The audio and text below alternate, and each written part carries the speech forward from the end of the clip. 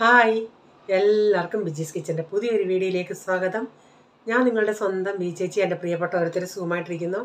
ദൈവം സഹായിച്ച് ഞങ്ങളിവിടെ സുഖമായിട്ടൊക്കെ ഇരിക്കുന്നു. ഇന്നും ഒരു ദിവസം ദൈവം നമുക്ക് ധാരാളമായി തന്ന് അതിന് ദൈവത്തിന് നന്ദി പറയാം. അപ്പം ഇന്നലത്തെ വീഡിയോ എല്ലാവരും കണ്ടോ? കാണാത്തവരൊക്കെ ഉണ്ടെങ്കിൽ ഒന്ന് കാണണേ. കണ്ടിട്ട് ഇഷ്ടപ്പെടുവാണെങ്കിൽ ഒന്ന് ലൈക്കും ഷെയറും ഒക്കെ ചെയ്തേരെ. അപ്പോൾ ഇന്നലത്തെ വീഡിയോയിൽ ഇന്ന് ജോലി ഇന്നലെ പറഞ്ഞ അതിൻ്റെ കൂടെ വേറൊരു മോളും വന്ന് സപ്പോർട്ട് ചെയ്തായിരുന്നു. ഞാനത് എഡിറ്റ് ചെയ്ത് കഴിഞ്ഞിട്ട് ആ മോള് വന്ന് ജൂലിയുടെ വീഡിയോയുടെ താഴെ കമൻറ്റിൻ്റെ താഴെ ഇങ്ങനെ പറഞ്ഞത്, താങ്ക്സ് മോളെ, അത് ഇന്നലെ എനിക്ക് വീഡിയോയിൽ പറയാൻ പറ്റിയില്ല. അപ്പോൾ ഇന്ന് ജൂലിയുടെ ആ കമൻറ്റ് കണ്ടിട്ട് സത്യം പറഞ്ഞാൽ എനിക്ക് കരച്ചിലും വന്ന്. കാരണം ഇത്രയും എന്നെ സ്നേഹിക്കുന്ന എൻ്റെ സബ്സ്ക്രൈബേഴ്സും ഉണ്ടല്ലേ. പലരും നമ്മുടെ അവസ്ഥകൾ അറിഞ്ഞ് നമ്മളെ സ്നേഹിക്കുന്ന, സത്യം പറഞ്ഞാൽ എനിക്കങ്ങ് വിഷമം വന്നു കേട്ടോ. വിഷമം എന്ന് പറയാൻ സന്തോഷം കൊണ്ട് എനിക്ക് ഒരു വിഷമമെന്നല്ല, അങ്ങനൊരു എന്താ പറയുന്ന ഒരു ഫീലിംഗ് ഉണ്ടല്ലോ നമുക്ക്. പിന്നെ എന്താ, അപ്പോൾ അത് ചോദിച്ചാൽ ചേച്ചി എന്താ ഇന്ന് ഒരു വല്ലാതിരിക്കുന്നത്, കമൻറ്റ് ഇട്ടിട്ട് എന്തോ വല്ലാതിരിക്കാൻ വേണ്ടിയിട്ട് നമ്മുടെ അവസ്ഥയും നമ്മളെ മനസ്സിലാക്കുന്നവരൊക്കെ ഉണ്ടല്ലേ. അപ്പോൾ ആ ഒരാളുടെ കമൻറ്റ് നമ്മൾ ഇട്ടിട്ട് എന്തോ ചെയ്യാനാ. അങ്ങനെ ഇല്ല, ഗീതേച്ചി പറഞ്ഞതുപോലെ ബഹുജനം പല വിധം.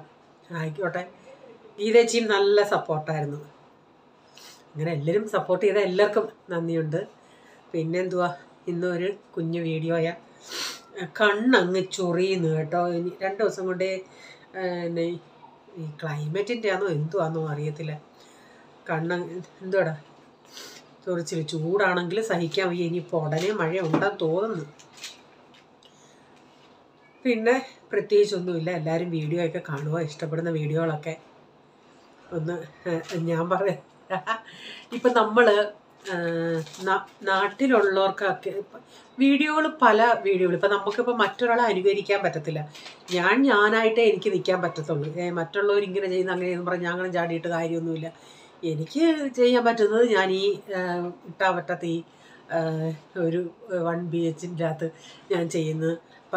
വേറെ ചില വീഡിയോസുകൾ എന്നൊക്കെ പറയുന്നത് അവരുടെയൊക്കെ നാട്ടിലാണെങ്കിലും പ്രകൃതി, എല്ലാവരും പ്രകൃതി ഇഷ്ടപ്പെടുന്നവരാണ്. ഞാനും അങ്ങനെയുള്ള നല്ല നല്ല ഈ വയനാട് അങ്ങനെയൊക്കെയുള്ള ഏരിയയിലൊക്കെ കാണുമ്പോൾ ഒത്തിരി കൃഷികളും അങ്ങനെയൊക്കെ ഉള്ളതൊക്കെ കാണുമല്ലേ. അതൊക്കെ കാണാൻ ആൾക്കാർക്ക് ഇഷ്ടം. ഇപ്പോൾ നമ്മൾ അവരെ പോലെ അനുകരിക്കാനൊന്നും നമുക്ക് പറ്റത്തില്ലല്ലേ. അതുപോലെ നമ്മുടെ ഇട്ടവട്ടത്ത് ഈ മുംബൈയിൽ ചെയ്യുന്ന കാര്യങ്ങൾ ഞാൻ ചെയ്ത് കാണിക്കുന്നു. അത് ഇഷ്ടപ്പെടുന്നവരുണ്ട്, അല്ലാത്തവരുമുണ്ട്. ഇനി ഞാൻ കൂടുതൽ പറഞ്ഞ ആരെയും ഒന്നും പറയുന്നില്ല. നമുക്കിനിയും ഇന്നും വീഡിയോയിലോട്ട് പോകാം. ഇന്ന് പക്ഷേ എനിക്കധികം കുക്കിംഗ് അങ്ങനെ ഇല്ലെങ്കിലും, പക്ഷേ കുക്കിംഗ് ഇല്ലാത്ത സമയത്താണ് ഞാൻ ഈ ക്ലീനിങ് ചെയ്യുന്നത്. ക്ലീനിങ് എന്ന് പറഞ്ഞാൽ ഡീപ്പ് ക്ലീനിങ് ഒന്നുമല്ല.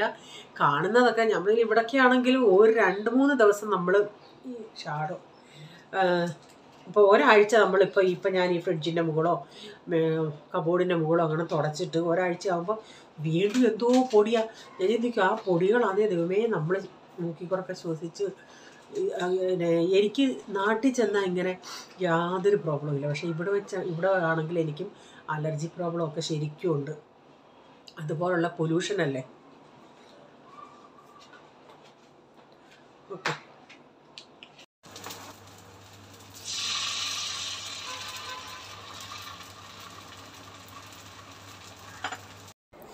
അപ്പോൾ രാവിലെ ദോശയാണ് ഉണ്ടാക്കുന്നത്. അപ്പം ഞാൻ 2 കല്ല് വെച്ചിട്ട് ഇങ്ങനെ ദോശ ഉണ്ടാക്കുന്നുണ്ട്. അപ്പോൾ എന്നോട് പ്രിൻസിയാന്ന് തോന്നുന്നു ചോദിച്ചത് കഴിഞ്ഞ ദിവസം, ചേച്ചി ഈ ദോശ ഉണ്ടാക്കിയ കല്ല് എവിടുന്നാന്ന്? ഈ നമ്മുടെ അയണിൻ്റെ ഇത് ഞാൻ കല്യാണം കഴിഞ്ഞ് ഇവിടെ വരുമ്പോഴേ ഉള്ളതാണ്. അപ്പം ഞാൻ പറഞ്ഞില്ലേ ഇടയ്ക്ക് അത് വേണ്ടാന്നും പറഞ്ഞ് ഞാൻ ഉപയോഗിക്കാതെ മാറ്റി വെച്ചേക്കുമായിരുന്നു. അപ്പം ചില വീഡിയോകളിൽ ഇങ്ങനെയുള്ള കല്ല് കണ്ടോണ്ട് ഞാൻ പിന്നെ അത് കഴുകിയെടുത്ത് ഞാൻ ഉപയോഗിക്കുക. പക്ഷെ നല്ല നമ്മൾ ചില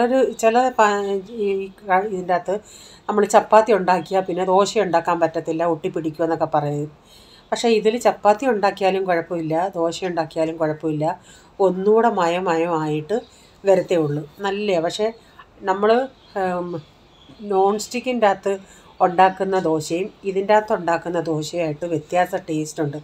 ഇതിലുണ്ടാക്കുന്നത് നല്ലൊരു ടേസ്റ്റാണ്. അപ്പം ഞാൻ ദോശ ഇങ്ങനെ ഉണ്ടാക്കിയെടുക്കട്ടെ.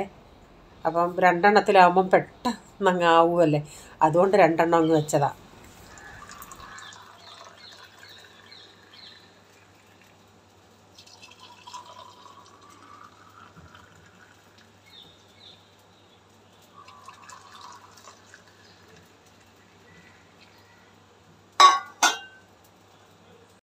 ദോശയ്ക്ക് സാമ്പാറായിരുന്നു. അങ്ങനെ എല്ലാവർക്കും ബ്രേക്ക്ഫാസ്റ്റൊക്കെ കൊടുത്തു.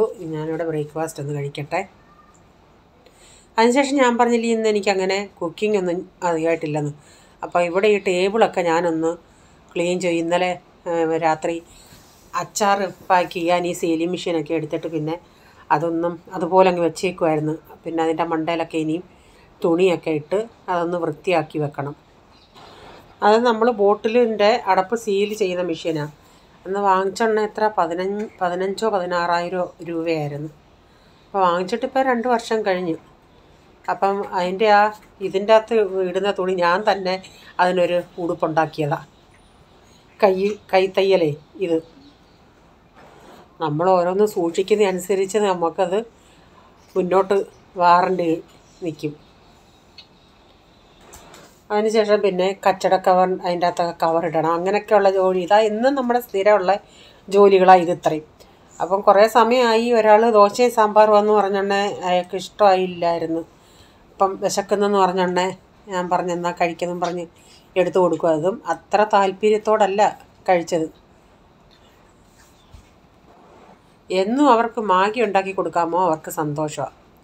പിന്നെ അടുത്ത പരിപാടി നമ്മുടെ തുണി കഴുകൊക്കെ. അങ്ങനെ തുണി കഴുകാനിട്ട് അപ്പോൾ അത് അവിടെ കിടന്നായിട്ട് കുറച്ച് കഴിഞ്ഞ് സമയം പോലെ അപ്പോൾ പോൾമോൻ ഞാൻ പറഞ്ഞില്ലേ താഴെ പോകുന്നു കളിക്കാൻ. ഒരു 11:30 ആവാൻ പോയാൽ പിന്നെ 2 മണിയാവും കയറി വരണമെങ്കിൽ. അതിനുശേഷം പിന്നെ എല്ലാവരുടെയും ബോട്ടിലുകളിൽ വെള്ളമൊക്കെ നിറച്ചു. പിന്നെ ഇന്നലെ ഞാൻ അച്ചാറിട്ട് ഉരുളി കഴുകി ബാൽക്കണി വെച്ചേക്കുമായിരുന്നു. അതൊക്കെ ഇപ്പോൾ ഉണങ്ങിയത് ഞാനിപ്പോൾ എടുത്തുകൊണ്ട് വന്ന് അതാത് സ്ഥാനങ്ങളിൽ പാത്രം വെച്ച്. അപ്പോൾ പോൾമോൻ വെളിയിലോട്ട് പോവുക. അപ്പോൾ അവന് സഞ്ചി വേണം, അപ്പം ചപ്പാത്തി വാങ്ങിക്കാൻ. അപ്പോൾ അത് എടുത്തു കൊടുത്തതാണ് ഞാൻ. അതിനുശേഷം ഞാൻ ഈ പാത്രങ്ങളെല്ലാം ഒന്ന് കഴുകി വെക്കട്ടെ.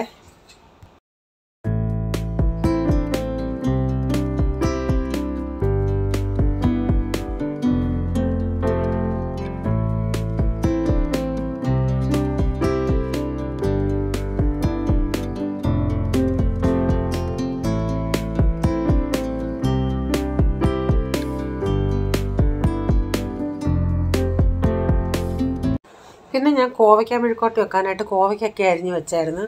അപ്പോൾ അതിലത്തേക്കിനുള്ള സവാളയൊന്ന് അരിഞ്ഞെടുക്കട്ടെ.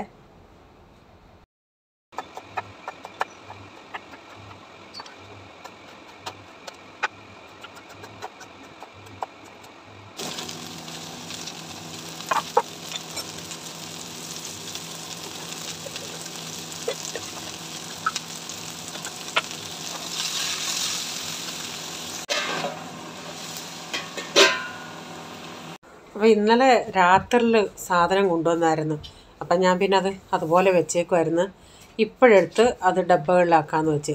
തേയിലയും കടലയും ഉഴുന്നും എല്ലാം അതൊക്കെ ഒന്ന് കുപ്പികളിലാക്കട്ടെ ഇനി. അതിനുശേഷം ഞാൻ പറഞ്ഞില്ലേ ഇന്ന് ഞാൻ ആ കോവയ്ക്ക് അങ്ങനെ അടപ്പത്തിട്ടിട്ട് പിന്നെ ഈ ഫ്രിഡ്ജിൻ്റെ മുകളും അതെല്ലാം ഒന്ന് തുടയ്ക്കണം. അവിടെ എല്ലാം നല്ല പൊടികളാണ്. ഇങ്ങനെ ഇപ്പോൾ സമയം കിട്ടുന്നുണ്ടെങ്കിൽ അനു വരാറാകുമ്പോഴത്തേക്കിന് നമ്മൾ തുടച്ചിടുവാണെങ്കിൽ പിന്നെ നമ്മൾ ഫാൻ ഇടുമ്പം ഈ പൊടികൾ തറയിലുണ്ടെങ്കിൽ ഇതിപ്പം തറയിൽ ഇങ്ങനെ പൊടികൾ അങ്ങനെ വീഴാറില്ല. നമ്മൾ ഞാൻ നനഞ്ഞ തുണിയും കൂടെ തുടയ്ക്കുമ്പോൾ അതങ്ങ് ആ തുണിക്കകത്തായിക്കോളും. അല്ലാതെ ഫാനൊക്കെ ആണെങ്കിൽ അവൾ വരാറാകുമ്പം അറിയാം അവൾ എത്ര മണിക്കാണ് വരുന്നതെന്ന്. അപ്പം നമ്മൾ തൂത്തിടും. അല്ലെങ്കിൽ ഫാൻ ഇടുവാണെങ്കിൽ എല്ലാം കൂടെ കട്ടലിൻ്റെ കീഴിലൊക്കെ അങ്ങ് പോകത്തില്ലേ.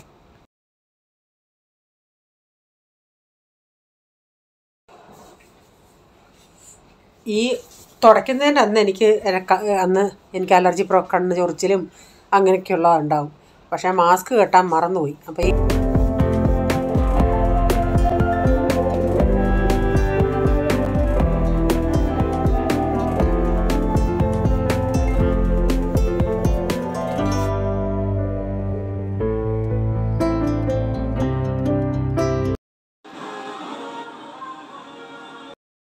അപ്പോൾ ഞാൻ ക്ലീനിങ് ചെയ്യുന്ന കണ്ടുതന്നെ ഒരാൾ അവിടെ ഗിത്താർ എടുത്ത് അതും പൊടിയായിട്ടിരിക്കുമായിരുന്നു. കാരണം ഗിത്താറിൻ്റെ കവർ പോയായിരുന്നു. അപ്പോൾ ആ കവർ ഞാൻ സിബിടാൻ കുറേ ദിവസം കൊണ്ട് കഴുകി കൊടുത്തതാണ്, എടുത്തിട്ടില്ല. അപ്പോൾ അതിങ്ങനെ കൊച്ചെടുത്ത് തുടച്ചതാണ്. അതൊക്കെ ചെയ്ത് വന്നപ്പോഴത്തേക്കിന് തുണി കുറേ നേരമായി ആയിട്ട് ഇനിയിപ്പോൾ തുണികളെല്ലാം ഒന്ന് വിരിക്കുക. അപ്പോഴത്തേക്കിന് എന്നെ വിയർത്ത് കുളിച്ച് മനുഷ്യന് സഹിക്കാൻ വയ്യെന്നുള്ളതാണ്. അപ്പം ബാക്കി ഒരു 3-4 തുണികളോടുണ്ട്. അത് ഞാൻ അവിടെ തറയിലവിടെ സൈഡിൽ മാറ്റി ഇട്ടിട്ടുണ്ട്. അപ്പോൾ തുണികളെല്ലാം വിരിക്കാനായിട്ട് എല്ലായിടത്തും ഉള്ളത്.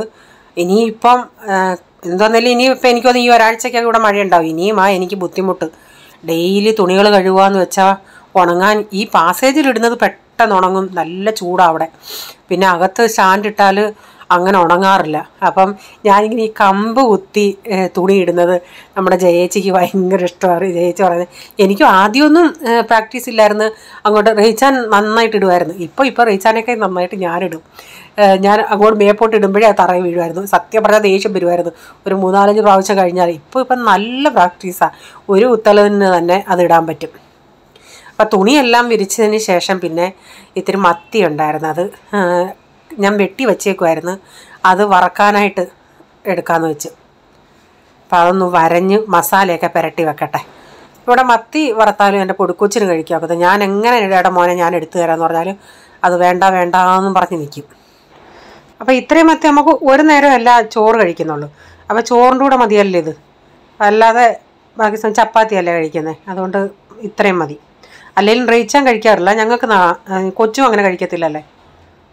ഡാഡിക്ക് പക്ഷേ ഇഷ്ടമാണ്. ഞാൻ പറഞ്ഞില്ലേ മുള്ള് സെപ്പറേറ്റ്. ഞാൻ ഈ മുള്ളൂടെ കടിച്ച് തിന്നും. അങ്ങ് മൊരിയുമല്ലത്. കഴിഞ്ഞ ഒരു ദിവസം ഞാൻ ഇങ്ങനെ പച്ചക്കറി വാങ്ങിച്ചോണ്ടേ മുരിങ്ങയ്ക്ക ഇങ്ങനെ എടുത്ത് വെച്ചില്ലേ. അപ്പം ജൂലിയ പറയുമായിരുന്നു, ചേച്ചി ആ മുരിങ്ങയ്ക്ക കണ്ടിട്ട് അവരുടെ അവിടെയൊക്കെ ആണെങ്കിലും, ജൂലിയ ഗൾഫിലാണ്, എല്ലാ വീടുകളിലും ഇഷ്ടം പോലെ മുരിങ്ങ മരമുണ്ട്, ഇഷ്ടം പോലെ മുരിങ്ങയ്ക്കയുണ്ട്, ആർക്കും വേണ്ടെന്ന്. അയ്യോ, ഞാൻ സത്യം പറഞ്ഞാൽ അന്നേരം കൊതി ആയിപ്പോയി.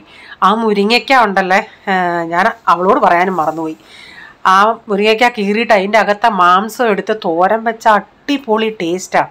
നല്ല മുട്ടത്തോരൻ പോലെ ഇരിക്കും. ഇച്ചിരി ഒത്തിരി അങ്ങ് മുറ്റിയതല്ല, ഇച്ചിരി കിളുന്നല്ല, ഇത്തിരി ഇളം പരുവമുള്ള മുരിങ്ങയ്ക്ക. അങ്ങനെ അതിന് ആ തോരന് വേണ്ടി നല്ലത്.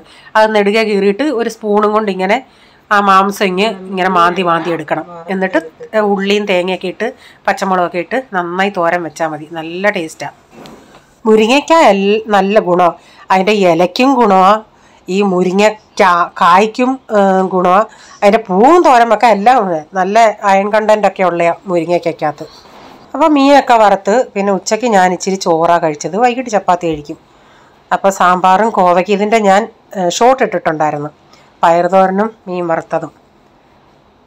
അപ്പം വൈകുന്നേരം ആയണേ എനിക്ക് ഒരു കട്ടൻ കാപ്പി കുടിക്കണമെന്ന് തോന്നി. ഡാഡിക്ക് ചായ കൊടുത്തു.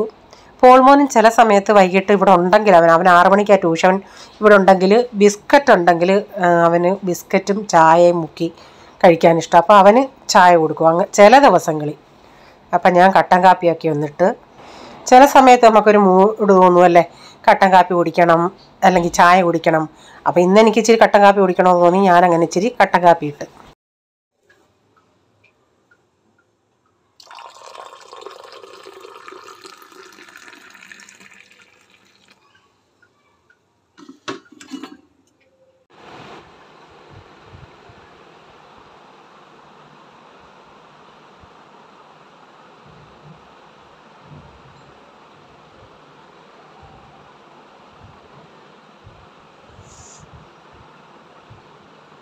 മുത്തേ, ചക്കുരുവേ ടോ ഇന്നീരടാ.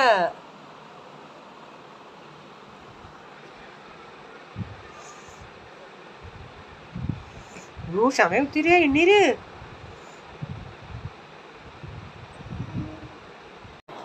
അങ്ങനെ വൈകിട്ട് ഉറങ്ങുന്നതല്ല, വൈകിട്ട് ഞാനിന്ന് കയറി കിടന്നോണ്ടേ പിടിച്ച് കിടത്തി, അല്ലെങ്കിൽ വെളിയിൽ പോയി രണ്ടുപേരുടെ വഴക്കുണ്ടാക്കും. അപ്പം ഇന്നങ്ങ് ഉറങ്ങിപ്പോയി. അപ്പോൾ ഞാനിപ്പം വിളിക്കുക, ഇനി സന്ധ്യയായി, ഇപ്പോൾ ഒരു 7:30 ആയി, എന്നിട്ട് ഉറങ്ങിക്കൊണ്ടിരിക്കുക. പിന്നെ പാതിരാത്രിക്ക് ഇന്ന് അവന് നൈറ്റ് ഡ്യൂട്ടിയാണ്. ഇന്നലെ പാതിരാത്രി ആയിട്ട് ഇതുപോലെ ഇന്നലെ പകൽ കിടന്നുറങ്ങിയോണ്ട് രാത്രി ഉറങ്ങാൻ താമസിച്ച്. അപ്പോൾ പറയാം, വാ നമുക്ക് താഴെ പോയി എത്ര മണി 12:30 ആയി, ക്രിക്കറ്റ് കളിക്കാമെന്ന്. ഞാൻ പറഞ്ഞ് വാച്ച്മാൻ്റെ കൂടെ പോയി ഡ്യൂട്ടി ചെയ്യാൻ പറഞ്ഞു. നമ്മളിവിടുത്തെ തമാശ പറഞ്ഞാൽ ഇവർക്കറിയത്തില്ല അത് തമാശയാണ്. ഞാനൊന്നും പോകുന്നില്ല വാച്ച്മാൻ്റെ അടുത്തെന്ന് പറഞ്ഞു. അപ്പോൾ ഇന്നത്തെ വീഡിയോയിലെ വിശേഷങ്ങൾ ഇതൊക്കെയായിരുന്നു. നിങ്ങൾക്ക് വീഡിയോ അല്പമെങ്കിലും ഇഷ്ടമായെങ്കിൽ ഷെയർ ചെയ്യാനും ലൈക്ക് ചെയ്യാനും കമൻ്റ് ഇടാനും മറക്കരുത്. സബ്സ്ക്രൈബ് ചെയ്യാതെ ആരെങ്കിലും ചാനൽ കാണുന്നുണ്ടെങ്കിൽ നിങ്ങൾക്ക് വീഡിയോ ഇഷ്ടമായെങ്കിൽ വീണ്ടും നിങ്ങൾക്ക് കാണണമെന്ന് ആഗ്രഹമുണ്ടെങ്കിൽ ഒന്ന് സബ്സ്ക്രൈബ് ചെയ്തിട്ട് ആ ബെല്ലൈക്കൺ ബട്ടണൂടെ പ്രസ് ചെയ്യുകയാണെങ്കിൽ ഓൾ എന്നൊരു ഓപ്ഷൻ വരും. അതുകൂടെ പ്രസ് ചെയ്യുകയാണെങ്കിൽ ഞാൻ ഇടുന്ന വീഡിയോയുടെ നോട്ടിഫിക്കേഷൻ നിങ്ങൾക്ക് എന്നും വരുന്നതായിരിക്കും. ഇനി ഒരു പുതിയ വീഡിയോയുമായി വരും വരെ bye. God bless you all. Thank you. Take care. Bye. See you. Goodbye.